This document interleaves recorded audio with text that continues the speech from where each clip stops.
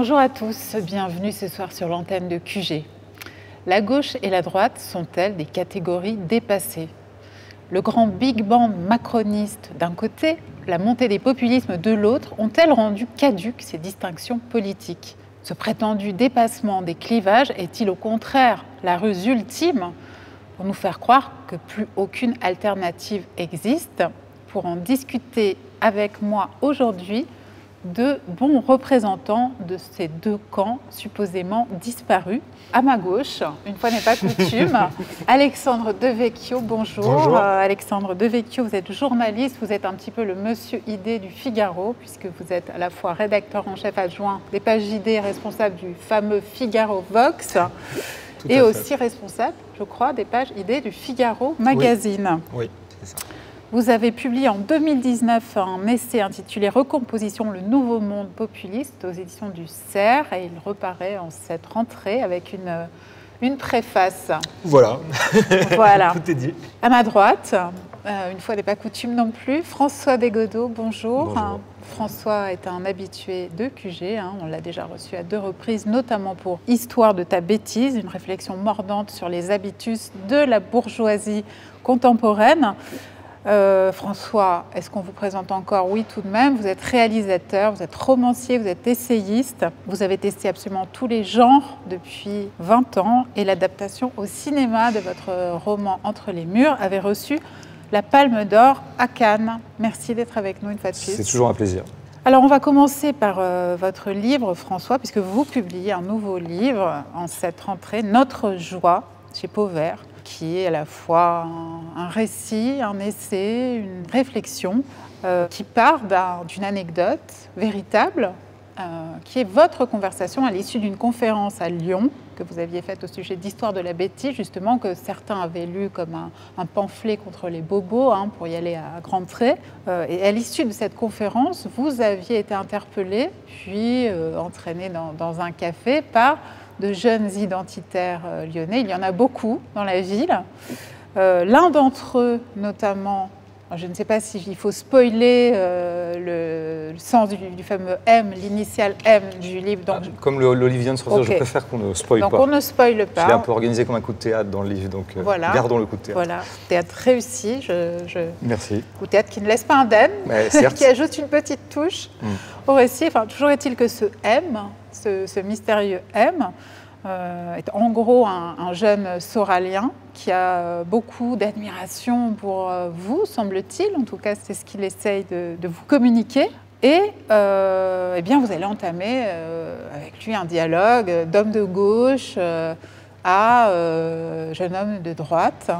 Et puis vous allez vous rendre compte, enfin, je pense que vous le supposiez déjà, mais que finalement, maintenant, l'énergie contestataire qui auparavant appartenait aux jeunesses communistes, maintenant, elle a clairement basculé du côté de l'extrême droite. Vous dites à un moment de notre joie, vous dites aujourd'hui, ils ne sont plus avec nous, ils vont voir ailleurs.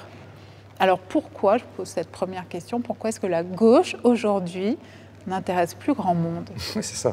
C'est-à-dire qu'on n'est plus, très désirable. Voilà, c'est ça qu'il faut se dire. C'est une histoire de désir, tout ça, toujours, en politique comme ailleurs. Alors je dois dire que de rencontrer M a eu un effet de vérification, puisque ça faisait longtemps que m'avait frappé cet aspect-là. Je rencontre d'ailleurs dans le livre d'autres rencontres à peu près semblables que j'avais faites en amont ou en aval de cette soirée lyonnaise qui date de septembre 2019.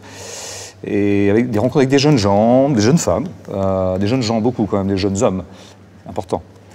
C'est décisif même, je dirais, dans cette affaire, et qui, effectivement, me témoignaient, d'une certaine d'abord sympathie, mais surtout témoignaient du fait qu'ils se situaient du côté de la critique, de la contestation, voire même certains pouvaient se proclamer révolutionnaires, en tout cas radicaux.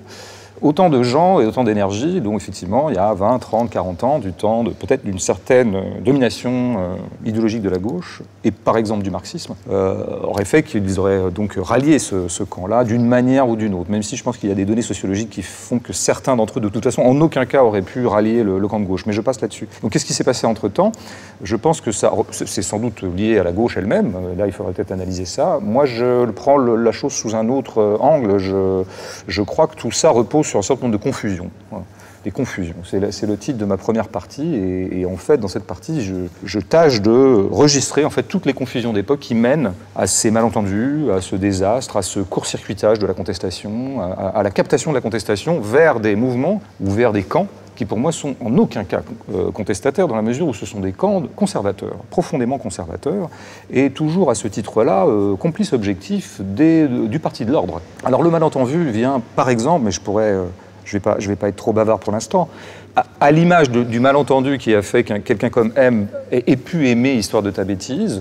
Moi je parlais des bourgeois de gauche, entre autres choses, je ciblais un peu cela, pour dire deux choses. Premièrement, ils ne sont pas de gauche. Deuxièmement, le point d'identification fondamental les concernant, c'est qu'ils sont des bourgeois. Et qu'à ce titre-là, ils sont fondamentalement unis, et bien avant que le macronisme les ait unis et les ait réunis dans un même électorat, dans une même force électorale, ils sont de toute façon, depuis le début, avant tout des bourgeois qui pensent en bourgeois, c'est-à-dire des gens qui profitent de l'ordre existant et qui n'ont de cesse que de le conserver. Voilà. Alors, et de ce point de vue-là, des gens comme M avaient vu dans ma critique plutôt, avaient ciblé le côté de gauche, puisque je mettais en avant un certain nombre d'affichages sociétaux de cette bourgeoisie du centre, pour dire qu'au bout du compte, ça n'était qu'une patine et qu'un vernis. Mais eux étant quelqu'un comme M, se sentant en porte-à-faux par rapport à ces options sociétales, le féminisme, la défense des minorités de genre, la défense des minorités raciales par exemple, lui n'avait retenu que ça de ma critique. N'avait pas du tout retenu le fait que je disais, mais peu importe qu'ils affichent ces thèmes sociétaux-là, au bout du compte, ce sont des boutiquiers, ce sont des marchands, que seul intéresse avant toute chose, et à l'exclusion de toute autre chose, en fait, le fait de préserver le marché et de préserver leurs intérêts. Bon, alors voilà, c'est ça un biais de lecture. Alors peut-être que je n'ai pas été assez clair, hein, peut-être que j'aurais dû peut-être clarifier les choses, auquel cas, je pense notre joie, à mon avis, clarifie les choses, c'est ce que je m'emploie à faire. Mais donc, en fait, j'ai affaire avec M à quelqu'un qui est fondamentalement, alors qu'il peut avoir de temps en temps des accents contre les forces économiques, contre l'oligarchie, contre le libéralisme transnational, il peut avoir des accents comme ça, mais c'est pas sa passion première. Sa passion première, son affect maître, comme on dit chez les spinozistes, son affect maître, c'est d'être réactionnaire ou conservateur, les deux mots sont pas interchangeables et pour l'instant je les adosse, et donc réfractaire à un certain nombre de glissements sociétaux ou d'évolutions sociétales des sociétés occidentales. Voilà, c'est ça qui l'importe avant tout. D'où, par exemple, et je terminerai là pour l'instant, la centralité de la question du féminisme dans cette affaire.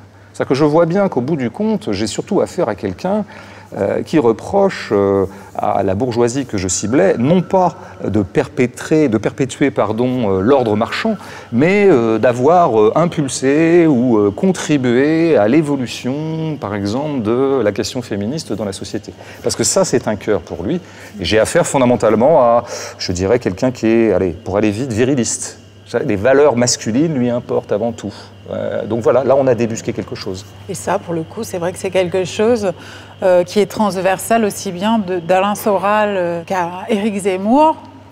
Le virilisme, la question d'une prise de pouvoir des femmes inquiétante, menaçante, elle est extrêmement présente, alors qu'ils peuvent être en désaccord total sur beaucoup d'autres points. On voit bien que c'est le nœud.